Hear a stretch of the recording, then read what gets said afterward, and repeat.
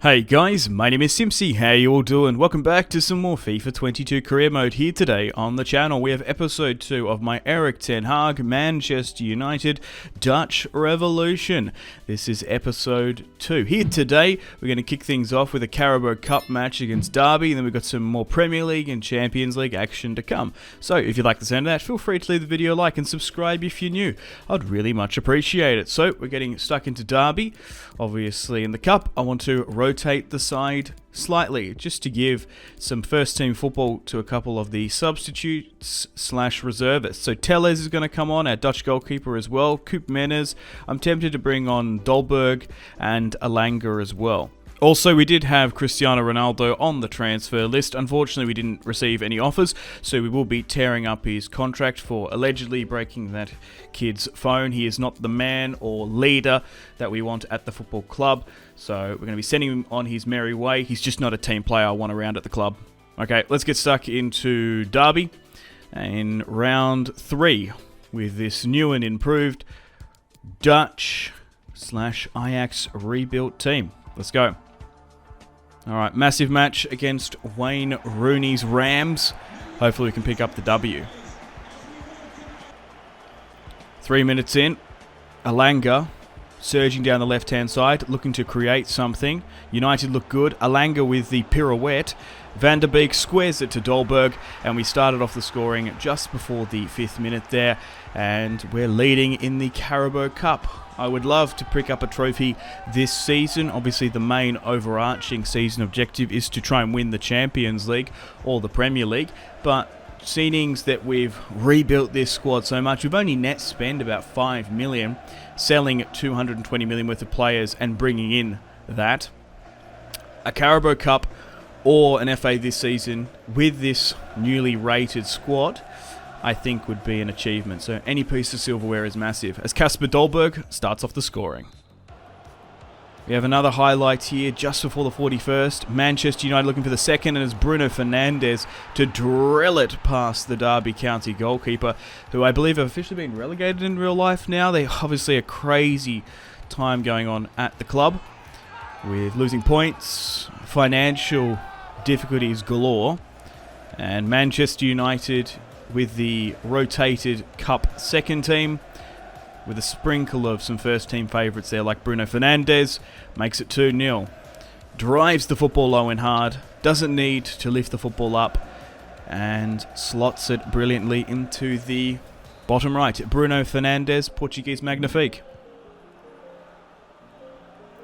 Man United 2-0 up, looking to press the advantage. We slip it to Anthony here, who seals the deal, making it 3-0 just before the 76th minute there. And away at Derby County, we go on a 3-goal scoring blitzkrieg, and Anthony scores his first goal on English soil. Obviously beating Villarreal thanks to his goal, but it's taken a little bit of time for Anthony to warm up into that massive Greenwood-sized hole that's been left at the football club. We need a new and exciting young player to take the reins, but we're 3-0 up now. And we're going to claim our first and biggest win.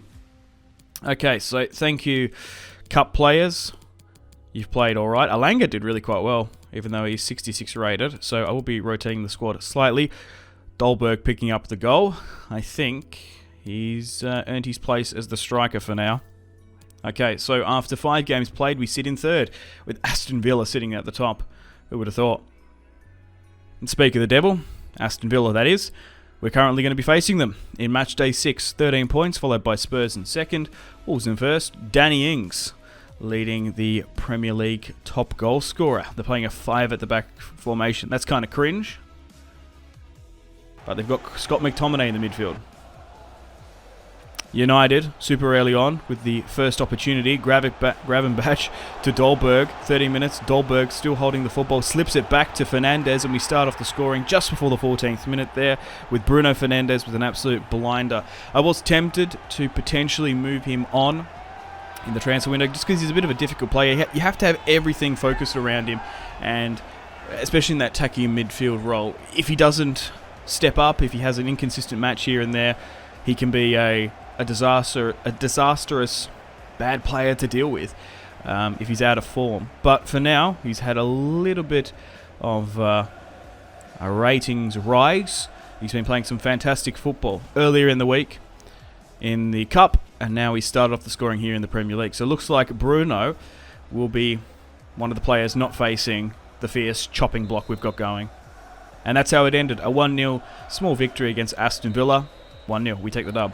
Okay, it's been 8 games. I think it's time to go through the overall ratings of the players.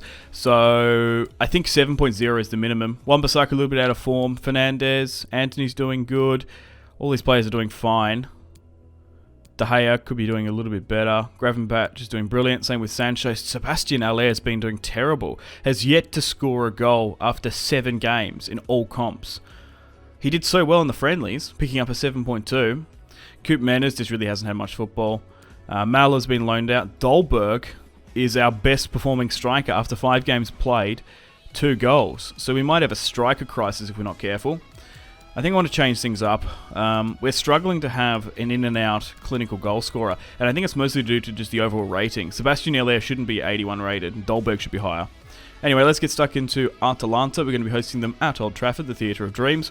After 1 game played, Villarreal sit in 3rd, Young Boys sit in 4th, and Atalanta sit in 2nd. So this is a really must-win match. We're going to be bringing on Alanga as well. He's been playing on the left.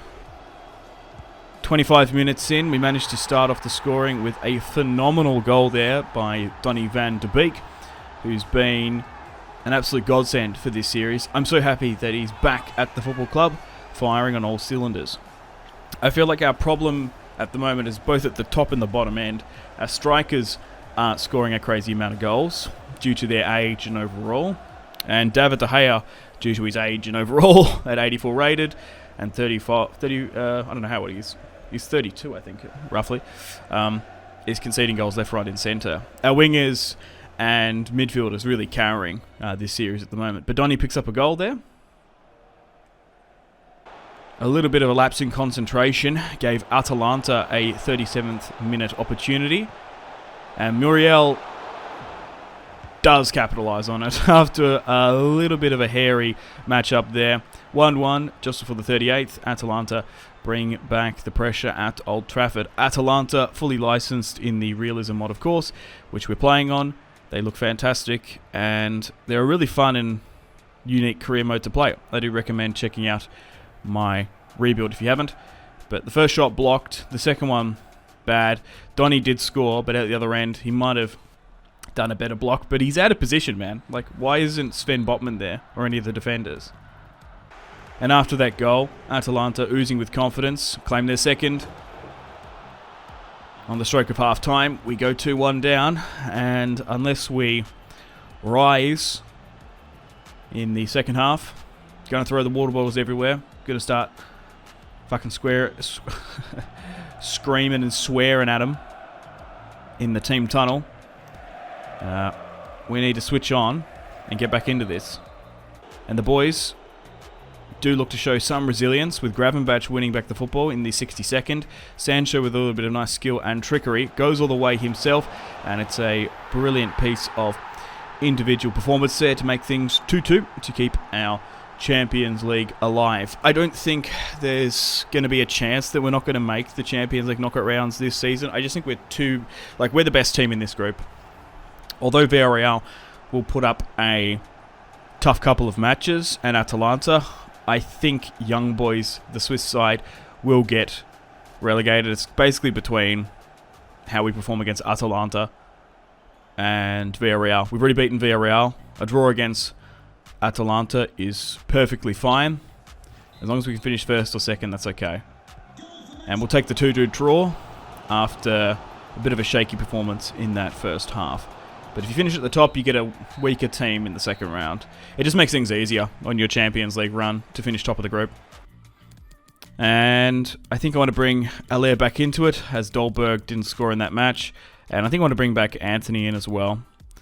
I don't think Alanga was the play. Although he played really well in that match against Derby, I don't think that justifies him a further first team position. Yeah, but look at this, man. He's been playing some terrible football. We need him to really step up. I thought he would be our Champions League goal scorer, although his Premier League form could have been better. Alanga as well. Like, we got to basically pick and stick with one of these three. So we could even try Alanga as a striker. Like, I'm out of ideas. But anyway, thank you very much for watching. Let me know in the comments, feedback and suggestions, of course. As always, stay tuned for episode 3, coming out the exact same time tomorrow, where we're going to be continuing on this Manchester United coach career series. Unfortunately, it's time to end the video here. Thank you very much for watching. Check out my social media links in the description below if you want to stay connected with me. I also want to say thank you to this month's patrons and channel members: Victor K, Sebastian C, Jordan K, Caesar L, Brian S, Tao, Lion B, Kyle P, Tom C and White P. My name has been Simpsy. Much love from Australia. I'll see you in the next one. Goodbye.